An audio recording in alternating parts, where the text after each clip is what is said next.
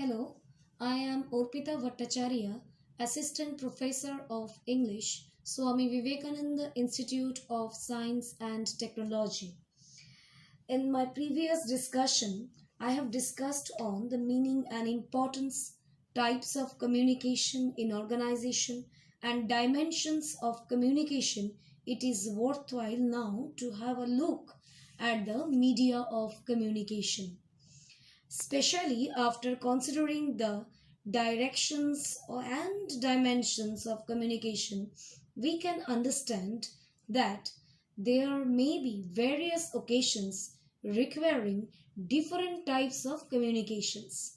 All communication cannot be of the same type and cannot flow through the same means.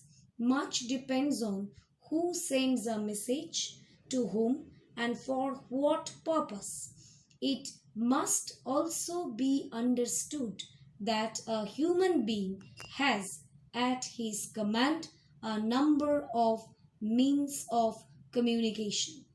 Now we can have a look at them in the following diagram which I am showing. There are two division media or means of communication, verbal and non-verbal. Again we can divide the verbal communication into two parts, oral and written communication. And in case of non-verbal communication, again we can divide into two parts, sign language, visual signs, or body language, audio signs. So one by one I will discuss. First I should start with verbal communication. The word verbal means connected with words and the use of words. Human beings are the only species gifted with the use of words that makes language. As has been stated previously also, the process of communication, encoding, decoding, blah blah blah, involve the use of a common set of symbols between the sender and the recipient. Words are the most accurate and powerful sets of symbols. That is why it is observed that all serious or formal communication is in words, and the words may be spoken or written. Spoken communication or the communication employing speech is known as oral communication. As speech comes before writing, it is worthwhile to take up oral communication before written communication.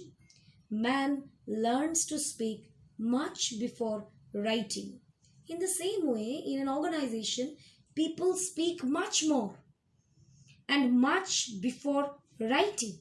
Therefore, are a number of occasions, both formal and informal, when the people speak before committing themselves in writing. In fact, speech or oral use of language acts as the first binding factor between one person and other.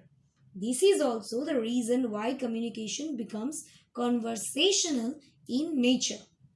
So what are the advantages of oral communication? The first and foremost advantage of oral communication is that it provides immediate feedback to the participants in the communication event. While engaged in talk with somebody, we can ask for clarification or further elaboration, justification, etc. Next, it is time saving. By drawing the people together, oral communication builds up a healthy climate in the organization.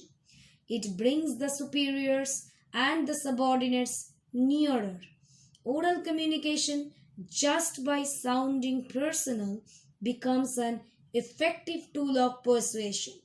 Everybody knows the importance of persuasion in business.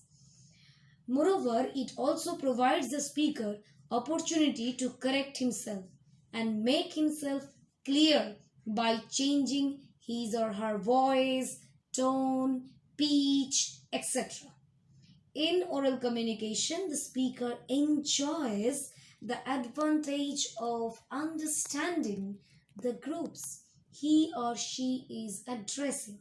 He can immediately understand the group's reaction and arrive at a satisfactory conclusion. But it has limitations too. It may not always be time saving. Sometimes it happens that meetings go on and on for a long time without arriving at any satisfactory conclusion. Oral messages cannot always be retained in the listener's memory. The speaker himself may always not recall what he actually said or meant. In the absence of record, oral messages do not have legal validity. If the speaker has not carefully organized his thought, oral messages may lead to misunderstanding and which creates a huge amount of miscommunication.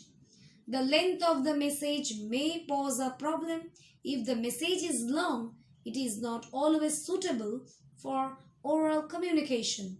It becomes difficult to fix responsibility for anything going wrong or for any mistake in oral communication. And in case of written communication, we know it very well, particularly for the engineering students, we have to practice a lot by writing technical report, memos, and technical letter, business letter, job application, and blah blah. So we will discuss in our next class on written communication. But our next point is non-verbal communication. And body language is an integral part of this non-verbal communication. We all know that man has been using body language since time immemorial.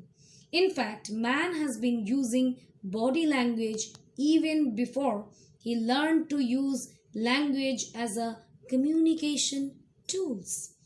Perhaps it would not be wrong to say that the interest in body language has been considerably aroused, and studies have been undertaken in more recent times in this area. Scholars sometimes point out that ever since Charles Darwin published his scientific work, Expressions of the Emotions in Man and Animals, you should keep in your mind, so I am repeating, Expressions of the Emotions in Man and Animals. In 1872, the study of body language has become all the more important. Albert Mehrabian, R.L. Birdwhistle, E.T. Hall, and others have significantly contributed to this study. The American psychologist Albert Mehrabian concluded that words were relatively unimportant in the communication process. Very important point. Words were relatively unimportant in the communication process. According to him, the impact of human message occurs in the following manner. First one is verbal, 7% impact of words. Second one again verbal, 38% impact of intonation, volume, pitch. And then the last one visual, 55% impact of posture, gestures, physical movements. According to Birdswhistle, Sereno, and Bodakan, in 1997, they have said this, that the 35% of the message is carried verbally, while 65% is conveyed non-verbally. Body language is important, as Peter Drucker points out. Most important thing in communication is to hear what isn't being said. Non-verbal communications refer to all external stimuli other than spoken or written words, including body motion, characteristics of appearance, characteristics of voice, and use of space and distancing. All these non-verbal clues taken together are known as body language. Recently, stress has been laid on systematic analysis of nonverbal communication, and kinesis is the name given to this branch of learning. It is interesting to note that people use gestures, postures, and other body movements like nodding of the head, movement of the hands and legs in so many different ways. Such communication of the body is carried out without words. A well timed gesture adds to the impact and immediately to what is being said. We often make first impression about people on the basis of their physical appearance. Physical appearance often serves as one of the most important non-verbal clues. The movement of the face and the expression in the eyes are very important because these are perhaps the most expressive parts of the body. Richard Denny points out that out of 7,50,000 signals, 15,000 come from the face alone. So, what should our body language during interview? What should be your body language at the time of the interview? In the first place, a business-like appearance is important.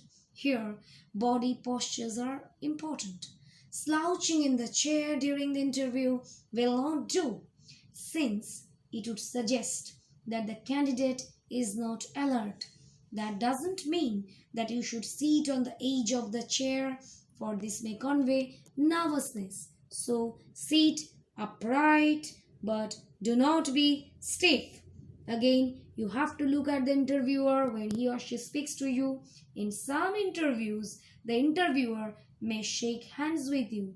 A warm and firm grip of the hand suggests confidence and friendliness. But now we should be aware of the fact that we should keep safe distance from this shake hand, because we are already know the importance, the situation of the pandemic, or we are absolutely not certain of the post-pandemic situation.